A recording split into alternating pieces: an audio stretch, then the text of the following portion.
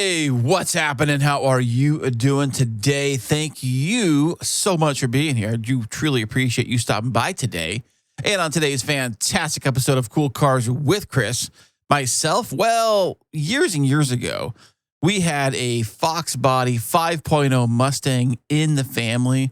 Well, and I actually borrowed it for a weekend. I'll tell you about that story. And also, Courage himself is up there in the Temecula area and up in the Perris area. Not Paris, France, but Perris, California. I know you get those mixed up all the time, right? Yeah, who doesn't? Anyways, up there, he went to a demolition derby and he saw these double-decker cars.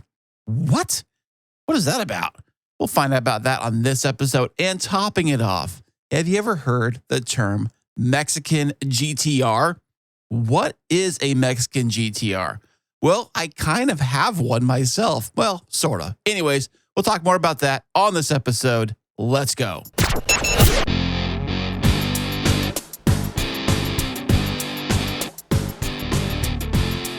All right, welcome to the world famous Cool Cars with Chris. How are you doing today? Thank you so much for being here. I got Courage. Man, it's great to see you. We're trying a new experiment tonight. Yep. No, I'm always glad to be a part of a little science project. So, as usual, always good to get on and talk about some cars. Yeah, man. So we are on the air, as it says right now. My computer's just kind of weird to see it like that, but Cool it's Cars like you're with in Chris. A real setting, right? Dude, we are in the studio. Like literally, this is we're playing with the big boy toys tonight, and I'm trying to figure out how to do this. It's like the first time you get into a car, and like you borrow your dad's car. 'Cause I did that one time, I found his keys to his Fox Body 5.0 Mustang.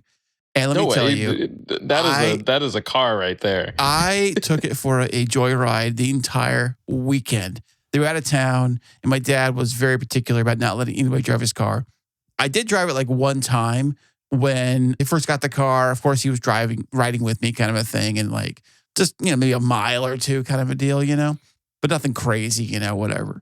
But I remember that I took the keys to the thing, and I'm like, man, I'm picking my friends up. We're going to the beach. We're going everywhere. We probably put over couple hundred miles on the car in that weekend. Yeah. And I was hot rodding around town and doing all kinds of cool stuff. And the only reason why I guess he found out because he checks his mileage. Yeah. And he saw the mileage on the car, and that's how he knew. But I didn't put gas. I think I put gas in the car and everything, filled it back up to where I, took it. I mean, I tried to cover all my tracks, everything. He must be he must have been pretty particular because, like, I noticed if, say, I was over like 1,000 miles than I was before, but like, I usually don't remember to the T, like if I was like 50 to 100 miles, like over what I was the last time I drove the car. So he must have been pretty particular.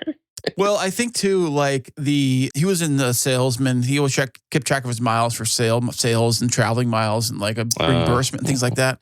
And and we lived kind of far away. We lived in Alpine. It's not like Temecula far, but it's still pretty far. And like everything we did was down in the city here and down by the beach and stuff. So like I was constantly going back and forth and driving around and just having a blast, just driving the thing and kind of seeing what we could do. Let my friend drive it too. And he almost crashed the thing. Now I think about it. He like was racing somebody with a car and like spun around the corner, and the thing has like I think it had traction control. Maybe it didn't. I don't know. But he fishtailed around the corner, and I'm like, holy crap, And he was like, yeah, that thing's got some power. Yeah, of course it does. And he had a 300CX, a Z31, and we were racing that thing. And my buddy was filming with the video camera. He was filming me racing him down the streets of Mission Beach with me driving, It's so funny. This is before YouTube. This is way before YouTube. We were doing these kind of crazy things, You'd be viral back then. Yeah. Everybody would want to see a Z31 300ZX versus a Fox Body. That would be all over the internet. Well, yeah. I mean, I cut him off, of course, and I gunned it, and the torque kind of throws you back. But his wasn't turbo, but it was a nice car. Still, stick shift or whatever, that kind of thing. But I remember those videos I was making back in the day, man, way before YouTube. And had YouTube been around like back then, holy crap, I've been all over it, man. All over it. Yeah. So what's new in the world of Courage's cars, man? Man, fun weekend. Yeah, I went out on Saturday. We had a pretty big event out here in Temecula, local car fest. The guy that puts it on, he normally does a cars and coffee every month, but one time a year they do an actual car show. So the whole campus, there's a school here, MSJC. They take over the whole campus, whole bunch of vendors. I think he said it was like 300 cars or so from all, like, I mean, anything that you could think of was there, from like, older classics, crazy rat rod builds, a whole bunch of 90s, Japanese sports cars, supercars, and you name it. Just all my in.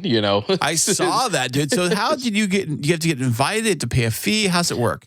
Yeah, so this is the one where they do charge a fee to enter, and so it goes to a good cause. Percentage of it goes to the college itself, so you're kind of supporting the cause when you register to be a part of the event. And it was interesting because I got there. I don't want to say a little late because they had a roll in time from 8 to 10 if you were in the show, but I got there right around 9:30, and pretty much everybody who was going to be in the show was already there. So, I was one of the pavilion spots. And so I was like on the tail end of those spots as I was coming in. But again, it's like, it's kind of just whatever you want to bring, whatever you're proud of, bring it out. Like that's been kind of the motto of it, and, again, the inn park next to, this one car that was there is this Arizona themed STI. The couple Arizona that owns it, themed. If like you Arizona ever iced tea themed or like the state? Exactly that. Yeah. Oh, okay.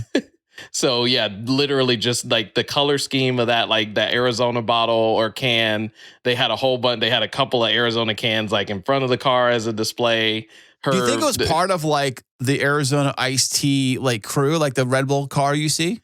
So I don't know quite if it was just like she had eventually gotten a sponsorship, but like, had done a different build on the car. But, she was there, and I definitely noticed like an entourage of folks that kind of came along after and was super excited to see her there. So I don't know the full story on it, but, I would definitely say like she's at least part of some sponsorship because, I'm sure they're going to look at some, some sales of Arizona in the Temecula area over the weekend and say, why do we have such a spike in sales this weekend? Well, they're still selling them for 99 cents, I believe. The can. Yeah. That was a big deal when the inflation hit and everything went through the roof. They're still selling for $1. I think they're a little too sugary and sweet, and too like I had my syrupy. time with them. I used to love the watermelon flavor one, the red one in the can. But again, yeah, when you get to a certain point where that like sugar level that's in that stuff, just like I couldn't do it. Yeah. Well, that was awesome. They went out there to, was it yesterday you did that? Yeah, so that was yesterday. Have fun with that. Yesterday, I also did something else really, really kind of out of the norm, pretty interesting. I took the family over. It was actually my wife's idea, but I took them. We went over to Perris, not the drag strip that we normally go to. You flew to Paris? We flew to Perris, not to go to that drag strip that I always talk about, but it was a demolition derby event that they hold. Is it the one at Fireball? No, I don't think so. It's literally Lake Perris Fairgrounds, so right behind where Street Legal Dragway is. Okay. So it's like a big dirt track. They got a dirt oval and then an internal little track between it. It was different from what I thought Demolition Derby was going to be. I now know why, because, just obviously just safety reasons. You think it's like fast cars like slamming each other as fast as they can, but it's all like mud and like slow and like just like mud. It was mud with yours, right? It wasn't like that all muddy? No, it was dirt. It was all dirt. It was like basically like a dirt oval track, but it was a lot more racing versus like that was something different. That's probably is it Cars 3 movie? I'm thinking they did something like that. You've seen the movie Cars 3. They had a scene. So they had it where he did do like the dirt racing, but then, they had a scene where he accidentally, I know this just because my kid is all about that movie, but they had that scene where he accidentally goes to this dirt track thinking it's like, oh, I can go here and practice and learn some of my skills. And they find out that they're actually in a demolition derby match. Right. And so, that part's definitely like my son's favorite scene because he loves the school bus. That school bus. Yeah, the license. What's the license plates? Was license plates on the? The school bus kept like as souvenirs, or was it hubcaps? Maybe I can't remember. It was one of those two. I think it might have been hubcaps, probably, because a lot of the cars that were probably involved in that are cars that normally would have hubcaps on them. But right. We were thinking it was going to be a little more like that, like full on like contact, like, last man standing kind of demolition derby. Of course, it was a little more like it was dirt. It was basically like dirt racing, but with contact. They had like the double decker cars, which were pretty interesting, where they stacked two cars on top of each other. Wait a second. And so there's one car like welded to the top of another car. Yes. And are the tires like hanging by like the windows or something? No, so it's the body. The car on top is just the body of the car, and then the car on the bottom is the full on car. And where's the driver sit? The bottom one? So the gas pedal is controlled by the guy on the bottom. The steering is controlled by the guy on the top. So that sounds like fun. Yes. I want to do that. Would you do it? Would you be the guy driving? Dude, or the I'm telling you, there were 2 guys sitting in front of me, and they were all about it. They were like, dude, we know a guy who owns a junkyard with a bunch of cars. Like, let's do this next time. Like, I am down for that. It takes a lot of trust. I'm telling you, though. Like, these guys were going full into corners, like, trusting that the guy's going to let off the gas at enough point for him to not roll the whole thing over. It was fun to watch for sure. Yeah, I bet there's going to be some kind of AI version of that where the AI drives the car and you have to steer it, or it has the gas pedal, or it has the steering, you have the gas pedal to brake, whatever it is. Yeah, kind of a thing. I still want to check out one of those Waymos. I was in San Francisco. I saw them and I was like, oh, that's so cool. They look so cool running around, no driver, just running around. But they got a bunch of them in LA. Yeah, they moved to LA. I thought they were bringing them to San Diego too. I'm not sure until they ran a kid over and then be a big stink about that. But that's super cool though. Like at the actual campus and going to the Demolition Derby. Now, when you go in the Demolition Derby, these cars were not new, pristine off the dealership lot. I'm assuming they were just beaters, right? They were just 70s, 80s. What kind of cars were they? I told my wife, some of these cars, this is going to be the last hoorah for them before they're in a junkyard somewhere. Well, if I was a car, I think that's where I want to go. Yeah, just go out in the blaze. You were seeing stuff like the early 2000s, Chevy Cavalier. Oh, even 2000 stuff. Yeah, it was. I saw a lot of early 2000 stuff. Cavaliers. I was 70s Crown Vics. No. I think one of the big reasons for those is that those with impact, you're taking the brunt of those with all of the steel and all those things could take so much in terms of damage and everything. They kind of want they kind of want a little bit of the, I don't want to say danger factor, but these early 2000s compact sedans and front wheel drive cars, I'm assuming. But that was an interesting thing. They did it in sort of classes. So they had early, a lot of front wheel drive, Cavaliers, Focuses, Civics. But then they had the tier up, which were you see V8, V8 purpose built dirt cars were one of the classes. And then they had others where it was old beat up Chargers and Ford Expeditions, basically anything that with a V8 that you could get running, they were all about it. So it is a tier that they kind of do. When you're first starting out, they're probably going to have you in some 4-door compact 4-cylinder car or something like that. But as you step up the ranks, you're getting into the V8 power and then you're getting into a purpose built dirt track car. So it was there were a couple families that they were been racing there forever, and the son was racing against the dad. And oh wow. It was pretty cool. I can imagine a lot of Miller High Life being flowing. a lot of Skull tobacco being spit, and a lot of Miller High Life being, Bud Light cans. I don't want us to get canceled on this podcast. This was the words of the announcer at the event, so this was not my words at all. Okay, but his announcement because they basically did these trailer races where a trailer was attached to the cars that were racing, and they were basically, the goal is to knock off everybody else's trailer, because once you knock off the trailer, they're out of the race. And literally the announcer's this is the highest quality redneck entertainment you will find anywhere in California at this moment. That is, you are in the, is that considered the 909 out there? I don't know, actually. Yeah, you heard the terminology about the 909, right? No. Okay, so the 909, I guess, is the zip code for everything Temecula, Riverside, that whole area out there. It's 909. Well, unless they changed it, but it used to be at 909. Because 951 is pretty popular now. Yeah, they might have expanded since. I'm sure they expanded since then. But back in the day in LA, the radio stations in LA, especially K-Rock, they used to make fun of everybody and lived the 909. It was a thing. It was the butt of a joke. The 909 were everything you just said was was the butt of the joke of the 909. Yeah. And so that was kind of the thing back in the day. I remember that with the 909 area code, and everything you said kind of gave me flashbacks of what they were talking about back in the day on the radio. Yeah. Of that whole area where it was all just farms and racing your trailer on a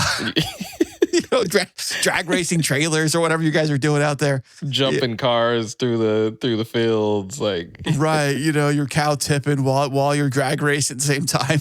Kind of a thing.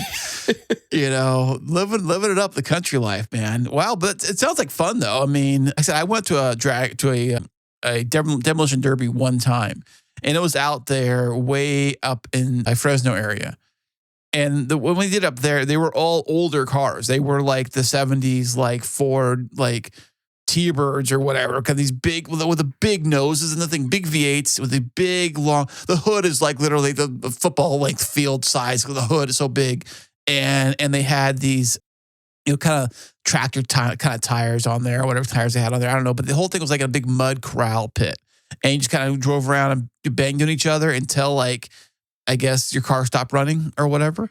But one thing I remember, a car, they had to cut a hole in the hood. I guess it was required to have like a hole in the hood, maybe for like the fire extinguisher to blow the flames out or fire or whatever, get to it or whatever kind of deal. But the guys driving the thing, the accidents didn't look that bad, but they were so beat up. Like they were so sore. That seems like part of the reason why I don't know if they like changed the rules recently or not, but I feel like that's why they didn't have any like full on contact, type demolition derby for that reason. Okay, that's different then. Yeah, this was like full on, like nose to nose, bumper to bumper, like side to side. That's what we were. I'm not gonna lie. I was excited to see that kind of stuff. I was excited, but also like, I love cars, so even like an old beat up like Chevy Cavalier, like I'm like it hurts a little bit to see like a car treated that way. But there's part of you where it's like it's like the whole car accident mentality where if you see a car accident, like you're gonna still want to see like what's going on. Yet you want to make sure everybody's okay and everything. And well, I've been sitting here in traffic for like 30 minutes. I got to at least see what this is all about. Yeah. I paid my ticket for admission. I want to see the show. With my time that I've been stuck in this traffic jam. So I want to at least see what's going on with this thing. So, but that's pretty cool. Maybe it had a pretty fantastic weekend. So what do the kids think of all this? My oldest was probably like the least interested out of all of us. Oh, really? Was he like buried in his phone or iPad or whatever? He wanted to be, and I fought against it so hard because I'm like, dude, be present in this. Because one, I don't think we're gonna come back to it. Like this might be the last time we go see this. Yeah, like one and done, like just one time experience type deal. But two, it's like, come on, like you can do that stuff any other time. Like, I really kind of fought against that a bit. My youngest enjoyed it. He loved the popcorn. We just got him a big bag of popcorn, and he just sat there. Things, like things you can't get anywhere else. Yeah, versus things you can definitely get somewhere else. But for some reason, demo derby popcorn was just like he was in heaven. He was just enjoying it. Was it special? Honestly, was it just regular popcorn? No, it was regular in a brown paper bag. Like nothing. It's like you go to these small carnivals. If you go to the school carnival or some small street fair, and they got the guy doing the popcorn or doing like something like that or whatever. Kettle corn is usually my thing. When they do the kettle corn, and when I go to the fair. Here I always get the kettle corn, and that's kind of maybe was it kettle corn or regular popcorn? No, it was regular popcorn. Okay, because when he gets kettle corn in his mouth, he'd be like, "Oh my gosh, game changer!" Yeah, he hasn't had that yet, so that might be the next thing. He's like every popcorn after that's gonna be like nothing. It's gonna be worth nothing. It's gonna be horrible. It's like it's not even worth my time. But that's all I'm eating from in on out. It's like getting sugar for the first time, or candy for the first time as a kid.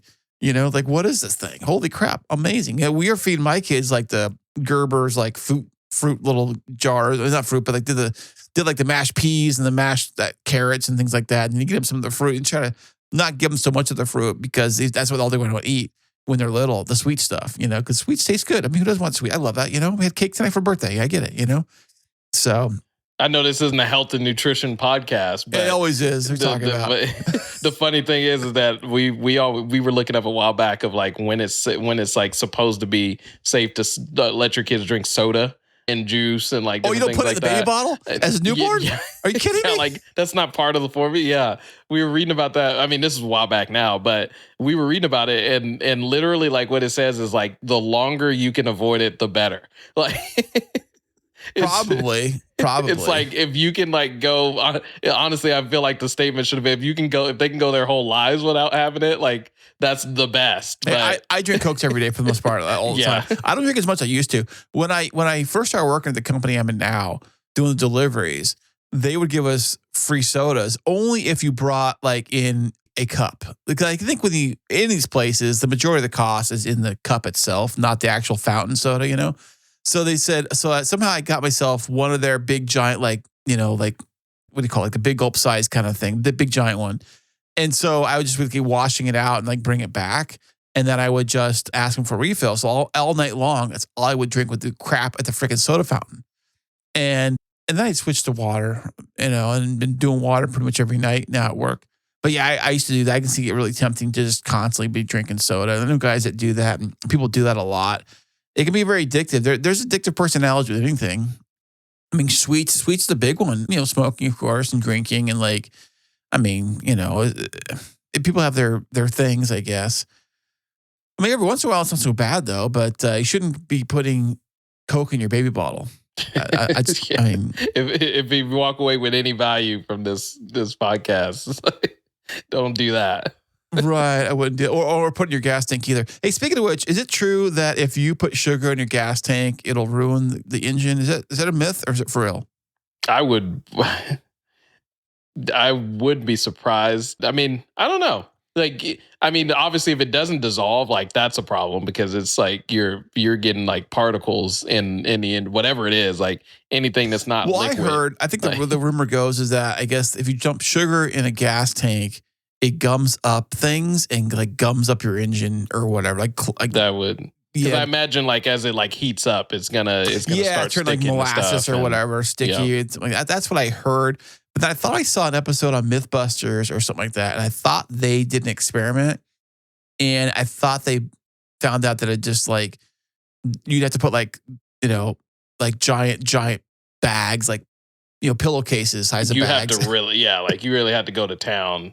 Really to make a difference. I think sand be worse. I think sand might be worse because sand. Oh, well, I can imagine that because sand is you know, I mean, it's not even like with heat. Like, I mean, it's like what happens to. I mean, sand you would use it for like making glass, and I'm like, I wonder what that's going to do inside of an engine when you heat that up. I hate to find out, man. Speaking of gasoline and prices being crazy, you can probably high. throw it in one of those demo derby Cavaliers that's on this last leg and just see what happens.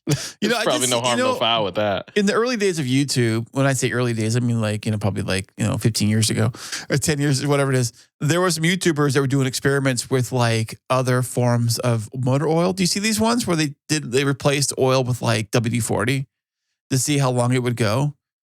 And it caught on fire eventually, but it ran for a while. They were running the thing for a while on WD-40. It got real hot, of course, and all that stuff. And then it eventually like caught on fire. The engine got on fire or whatever. Or removing the oil from the car completely and just seeing how far you can run. Because you'd be surprised, the car can run because the oil just kind of bonds to the engine parts of the engine. It'll seize up eventually, but I think you can run. It won't like immediately stop. It'll run for a while. Not like for a trip to here to Vegas, but it will run for like maybe a few miles, I would think, before it seizes up. I would think, right? You get some time before before stuff just because an engine is like different. You know, I always say like machinery and things like that are different from us as humans. Like, you know, when we feel like some discomfort, you know, we start to slow down or, you know, we'll stop. You know, this isn't comfortable. Like a machine, like, is going to keep doing what a machine does until the piston's moving around, the cylinder walls are moving around, and then eventually it seizes up, and you throw a rod, whatever you end up doing. Good times though, but I was kind of wondering about people who do those kind of crazy things with cars. You want to like, especially speaking of demolition derbies and getting like cars on their last legs, like things that you could do to a car to destroy it. I think for me, what I would try to do would probably be all those combination of probably the oil thing. Probably take the oil out and see how long it would go. That'd be the thing. That's I would like do. The classic one. Yeah, it's easy. What would you do to a car to destroy it? I mean, the oil thing definitely would be it. That maybe like a combination of like engine oil and transmission oil. Like what happens like when you just got no oil and all of these moving parts. But I mean, like no coolant would be that to me is like really cruel because it's like it really is like, it's like, at a certain point, like you're just, the engine can't cool itself off. You're just like, it's running at all of its, like everything's fine except for the fact that it has no way to cool itself down. And like, I just can't even imagine what that's going to be like, seeing the engine die out after that. But doing that, remove the valve covers and just take spoonfuls of sand and just chuck it in there. And just, if cars ever take over the world, they're gonna find this podcast, Chris. And just to see what happens. It's like, tell me where the files are. You know where they're at. Yeah. Tell me your source. Torture, car torture. Yeah. Kind of a thing. Yeah, just that. Or maybe just try to put like, I always kind of wonder if you put like E85 in a car that's not designed for E85. Like say that would be a good like long-term experiment. Cause that's one of those where I don't feel like it. I think you could probably do that for a while before you actually. So say like a car like built like say in the 90s when E85 wasn't even a thing. Not even a high performance car. Just say like, I don't know, some generic car from the 90s, 4-cylinder something or other. And you ran E85 on it just to see what happens. Mm-hmm. I wonder what would happen, Because they say a lot of really what the problem is with the 85 is just that like some of the materials that are part of the fuel system aren't, it starts to degrade them faster because and also the car isn't like set up to actually handle that much ethanol. So it doesn't know what to do with it. Maybe, well, it's funny is that there's ethanol in all of our gas, 10%, and now they're talking about raising it even higher because of the fuel. I didn't hear about that. Yeah. There was a suggestion that they wanted to raise it. Right now it's E10. Everything's E10 right now. And they want to raise it to like, I think E20 or 30.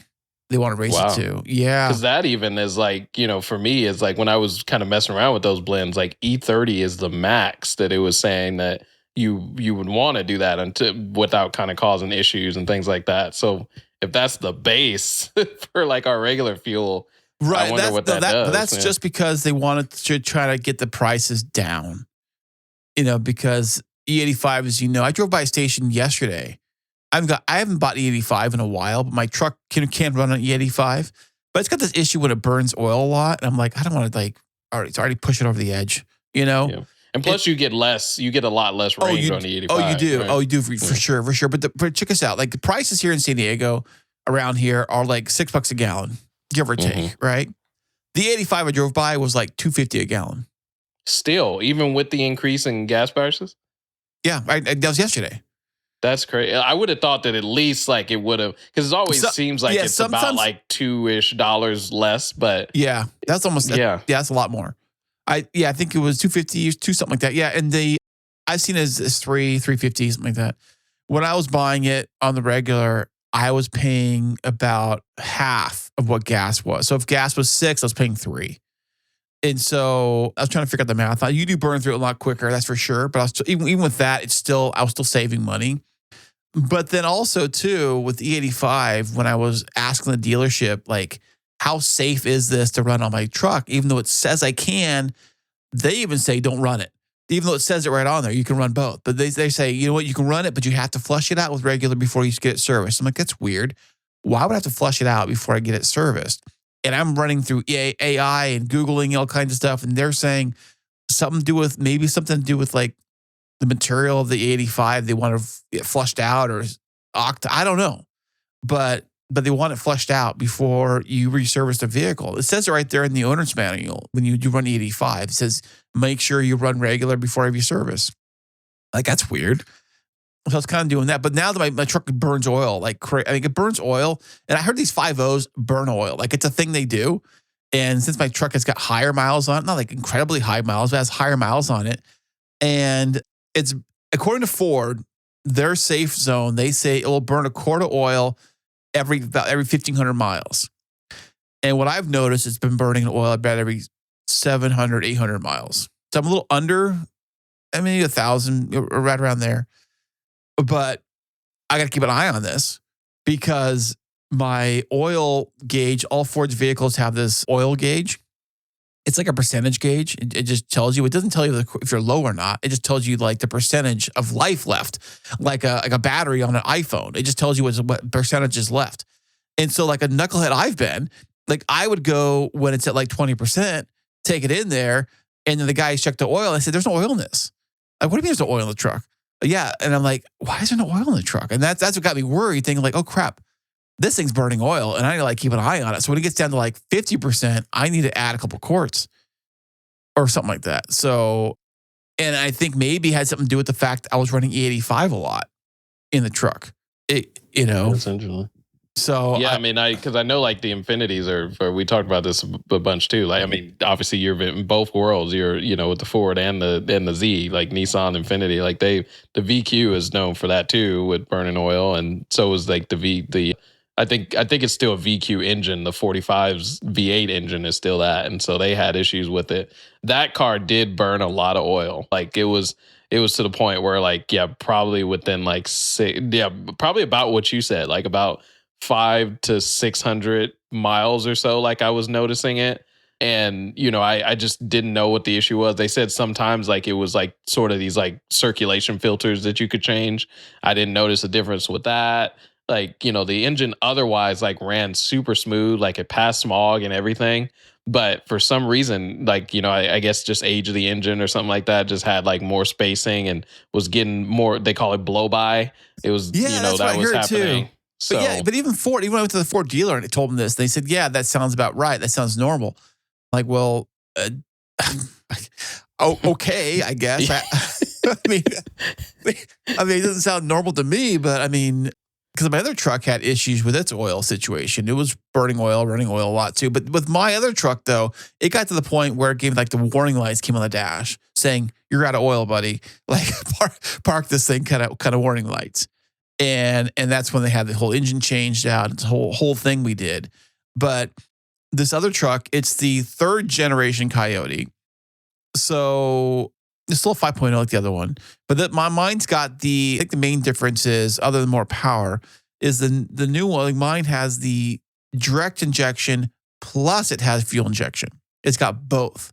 So direct injection, and it's got the fuel injection coming over the top to kind of clean things out or whatever. And then the 4th gen Coyote, I believe, has got the cylinder shut off. So that's kind of the thing that one has on top of what I have or whatever. People hate the cylinder shut off because the cylinders, it's just more moving. It sounds like it's a good idea, but like I guess the pistons are still banging around in there or something, but not being used or something. Do you notice it at all? With like, what? Is there anything, because your truck has it, right? Mine does not. Mine does not. Yours doesn't. No, the next one does. I've always been curious to ask somebody who's owned like, say like the Corvettes, because they've had that for a while. Like, do you notice it? Like, is there anything that like, does the car feel different, or does it accelerate might get different? Quieter on the freeway. It's usually where freeway mode is really what it does. My ex-wife had a Camaro, and it was a V6, and it was weird. It did that with the V6 because it said like on the dash V4. I was like, what's this V4? And I learned that it does the cylinder shut off on the V6. I'm like, why would it do it on a V6? I don't know. I mean, I didn't really notice much of it when I did drive the car around, but she kind of babied the car, like never put it in sport mode. Like I said, put these paddle shifters to use. Let's use these things. No, okay, fine, whatever, Grandma, But when I drove the car, I would take it to I swear, I took it to 3,000 RPM. Slow down. I got a little story, not to derail. Please go right ahead, man. With the V6 Camaro earlier on, it was probably like around like when it first came out, actually. My parents, actually, I don't remember what we were going to Sacramento for, but my parents back in the day, like they, didn't really like putting a lot of like unnecessary miles on their cars. And so, if we had like an unplanned trip to go somewhere kind of far, they would actually rent a car, which I thought was cool because I loved cars. And so, it was always like, I was trying to edge them to get something like pretty cool or whatever. Yeah. But, they normally end up with like, say an SUV or like, the Chevy Impala like sedan or whatever. The typical rental fleet cars. Rental fleet stuff. Yeah. But this particular time, for some reason, I think it was one of those where they had like overflow and they were like, we could actually get you into like, a Camaro, like the convertible Camaro, like for no extra charge or whatever. And I'm over here just like, trying to, hold in my excitement, thinking that, oh, there's no way. But at the same time, like excited about it. And so they ended up getting it. And we drove, like, my mom drove it, for a little while as we went up. But at a certain point, because I got my learner's permit. And so, I had that and they were in the car with me. So my mom knowing that like I was itching to ask her, actually let me drive it. And it was the convertible. So with the convertible is interesting because it's like even more claustrophobic in the convertible in the back seat than it is like in the coupe, because they have like that little window in the coupe, but the convertible doesn't really have any of that. And so my dad had to sit in the back seat, which my dad is like about my height. But if you've been in these, like, I mean, the cabin is just so tight in these things, especially in the back seat. So my dad like took the whole drive like up to Sacramento in the back seat. I would, every single tunnel we went through, I was like downshifting, paddle shifting through to like hear the V6, because even the V6 sounded good back then, and had so much fun with the car. And then we came back and I had a buddy of mine who actually owns a pretty cool 86 VW Scirocco. He was one of my like, earliest of car friends. But we went by his house and, just kind of, caught up with his family and everything. And my parents, again, bless their heart, were pretty lenient. They were like, oh, I asked them, oh, can I, show them the Camaro? And like, oh, sure. Like they gave me the keys. And so we take the Camaro around the block. And, I know for sure that like they heard us when we left like around from his neighborhood and got onto the main street, because literally I just floored it going down the straightaway. And I know that they were just sitting there like all like my parents and his just like, hands in their, face in their hands. Like, what did we just do? Like, just hoping that like nothing crazy happened. And yeah, obviously nothing happened, but just one of the stories that are cemented in my mind about the early last gen V6 Camaros. Yeah, I mean they're fun, they're fast. I think the one that she had about 350 ish horsepower. I think it was somewhere in the low threes, which was a mod. It was like kind of still a couple years old. It was a fairly new one of the last ones they made.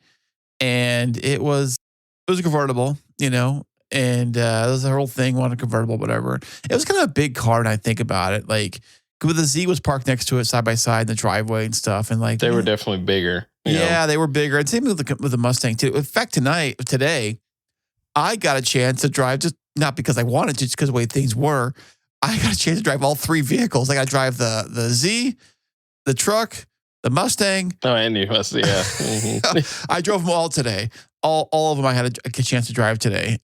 And so I noticed that, the Z is a kind of a challenge to drive the thing, you think, because it's not like the Mustang and the truck, could just put it in drive and just kick back and just go kind of a thing, And the Mustang's fine. It definitely feels older for sure. I drove it tonight. I'm like, man, this car does feel like it has this kind of creak it makes when you like back it up and put it in reverse, put it in drives, kind of creak, if you know what I'm saying? Older cars kind of do that when you put them in, I don't know if it's just the suspension or just maybe the brakes or whatever. It kind of does this creaky sound when you put it in there. Don't say that. Somebody's going to knock on the door tomorrow and want to take it to Demolition Derby over in Perris maybe. Or something.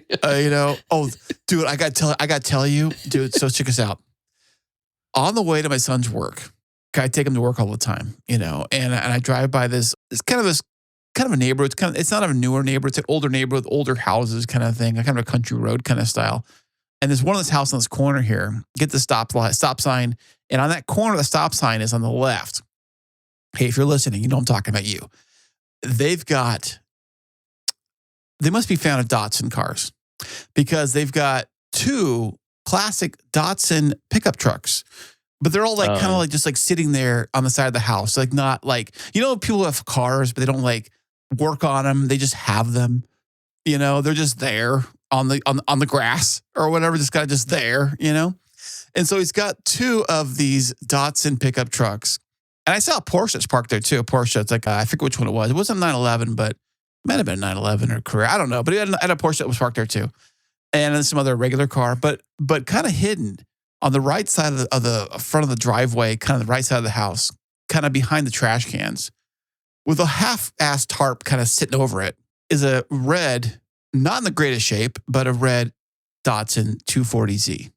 And I'm thinking, I told my son, I got to ask the guy if I can buy it. Yeah. Because I'm thinking like, man, Like those are kind of, first of all, kind of rare to find. You find one, and it's just sitting there. The guy's house is just sitting there. Like every time I drive by the place, I look at the thing, like, check out that 240. I'm like, man, I think just sitting there.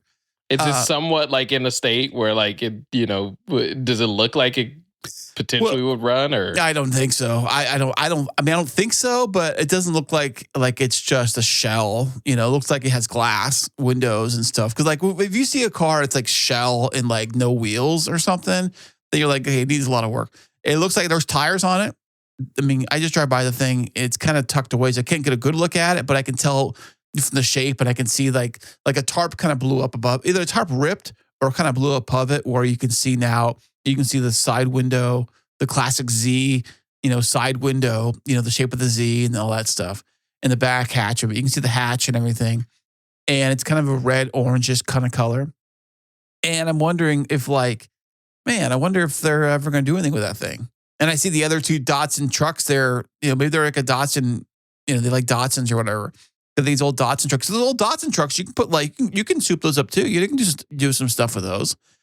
You can remodify those. I mean, they're not really like the engine bay isn't very big, not very long, but you might put an LS in there. You can step it up a little bit. I mean, somebody's done it. Like it's not like it hasn't. Well, been they are done. small trucks. These old Datsun pickup trucks, they are really small, and so definitely a beefier 4-cylinder you can put in there. Maybe not a Coyote swap. Because the thing about my engine in my truck, the Coyote, is you don't really realize this because it's double overhead cam. It's got this really wide engine. It's not very long, but it's really wide. So if the engine bay isn't very wide, then you can't really, put that in there. But I'm sure people do a redneck, enough beers and enough courage. I mean, no pun intended. They probably could do whatever they want to do, kind of a thing. Mean, even though honestly, maybe, but straight sixes are long, so that probably wouldn't work. But like, even if it was like, say, like an SR motor, like out of like the 240s, that's what I was thinking, beefed up, like with a turbo or something, or even like an STI, like a Subaru, a boxer engine. Like those are wide though. Don't forget those are like pancake engines. So they're flat engines, so they fire out wide. They need a real lot of wide width space. That is true, yeah. But I wonder if you could get like a modern EcoBoost 2.3 and put that in there. That would be a lot of power. yeah, something that's crazy, whatever kind of stuff, Yeah, I remember there was a guy with like this older like Mercury wagon. I can't remember the exact like model name of it, but it was like an old Mercury wagon with like wood paneling on the side and everything. And he had a certain motor in it at the time, and he was saying that he was looking to put an EcoBoost in there, the 2.3 EcoBoost. And I was like, well, that's straight up going to be, almost like, like a 3 Series or like a, one of those old Mercedes wagons at that point. Cause, you can easily get those things a 300 wheel pretty easily. And yeah, like, but are those crate engines though? Can you buy them like that? Or I know the Coyote you can, but can you buy the 3.3? I don't know if you can. I don't know. I wouldn't be surprised if there's a source for them. There's a source everywhere, but I doubt it's like as simple as like, oh yeah, just order me like, order me a Coyote, order me a 5.0. My son's already looking at Coyotes for his car. Yeah. He said he looked into it like the 10 grand or whatever. I said, well, maybe I thought they were cheaper than that, but maybe I thought you get a first gen for less than that. But they've got different versions of the Coyote you can buy. You can get like the Boss version. You can get like the regular version, the truck version, which generation you're getting, Gen 1, Gen 3, whatever, Speaking of this, as I know we're off the rails here, but in a good way. I'm enjoying it because it's sparking some interesting topics. But have you heard the term Mexican GTR? Yeah, we talked about that last time, I believe it was. Oh, did we? Yeah. About the Ford F-150 with the F-150. Yeah, it's just a regular like work truck, day cab we call it. Yeah. With the 4-wheel drive and the Coyote, and then they turbocharge that thing. Yeah, or supercharge. Or supercharge, yeah. Either way, that Coyote engine does take boost very easily. People are boosting those things like crazy. In fact, I could have got a supercharger for my truck. It was an option, and I still can today if I want to take it over there and say, put it on there. Yeah, or whatever. But, it's time. You're like, well, hey, it's already burning oil. What else could happen? Yeah. See what this thing could do or whatever. But the reason I think they get the 4-wheel drive version because could you put a 4-wheel drive high. And the turbos, everything going, that's close to it. Now you're an all-wheel drive car, and you're probably the same weight as a GTR. Yeah. It's not quite With the nothing same. in the bed. Yeah. It's not quite the same. And you probably don't want to be doing that a lot, because that's not really what that like overall drivetrain is made for, with full on launches, but you can get it going. But the funny I did thing, notice the drivetrain in my truck, the new truck, and when I first bought the thing, I was peeking underneath it, I was looking around, and that thing's really beefy. It's got a really thick, drivetrain. It's a big one. I'm like, wow. I'm not sure the diameter, but it looks pretty it almost looks, compared to my work truck one, I'm like, it's almost like the same, almost. It looked like it when I'm like, wow, that's actually a pretty beefy one. So, I don't know. It's all fun and games. They call it the ultimate sleeper, the Mexican GTR, pickup truck. because I saw one at the car show this weekend. You Literally, did? the poster of it, with the steely wheels, nothing in the bed, just looks completely just like a stock truck. But obviously, he had his hood open, so I peeked under, and I think he had one of the centrifugal or superchargers that they kind of look like a turbo, but it was kind of hidden, tucked down where the wheel well was, and yeah.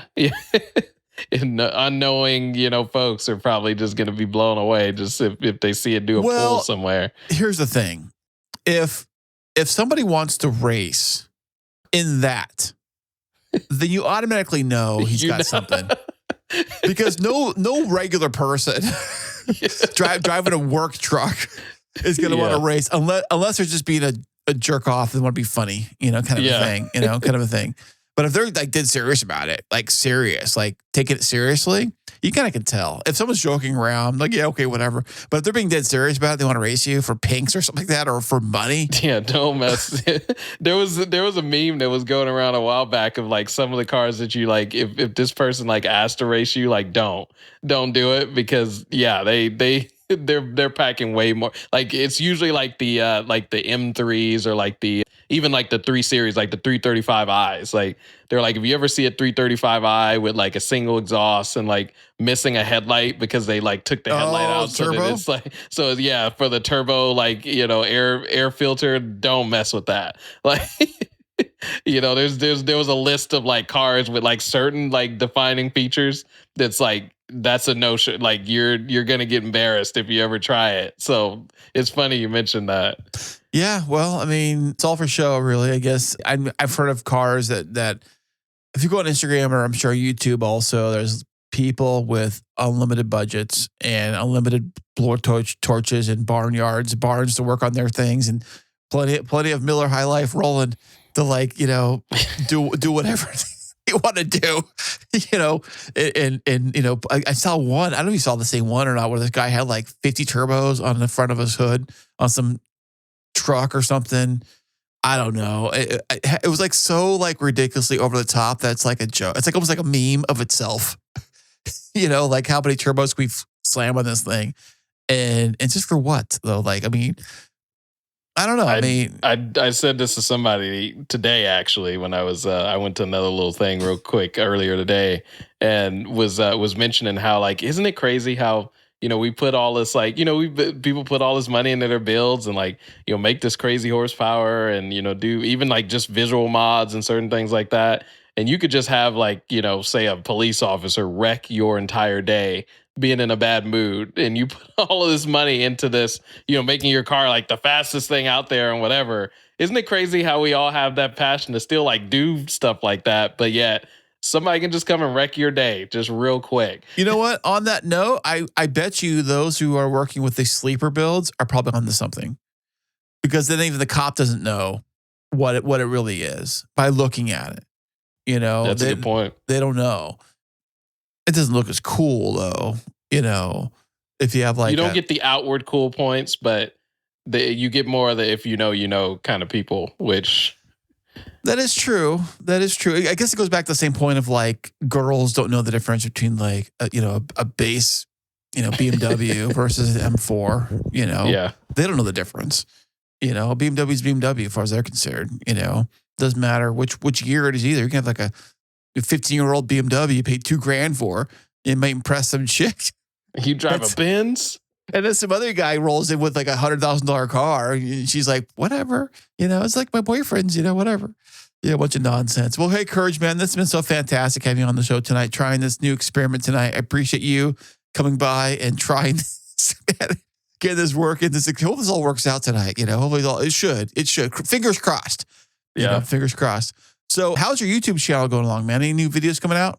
Good, man. Yeah. No, the video came out a few weeks ago, and I got one in the hopper that's probably going to post sometime this week. Got a little controversial mod that maybe we'll talk about on the next pod at some point that I was working on this time around, and some clips from KDM Day actually. So, fantastic! Keep a look out for that for sure. Fantastic. Where can everybody find your YouTube channel? I'll put a link to it in the show notes. But where can everybody find it? Yeah, absolutely. Check out Driven Dad 22. Driven Dad 22 takes you right to it on YouTube, Instagram, and yeah, feel free to check it out.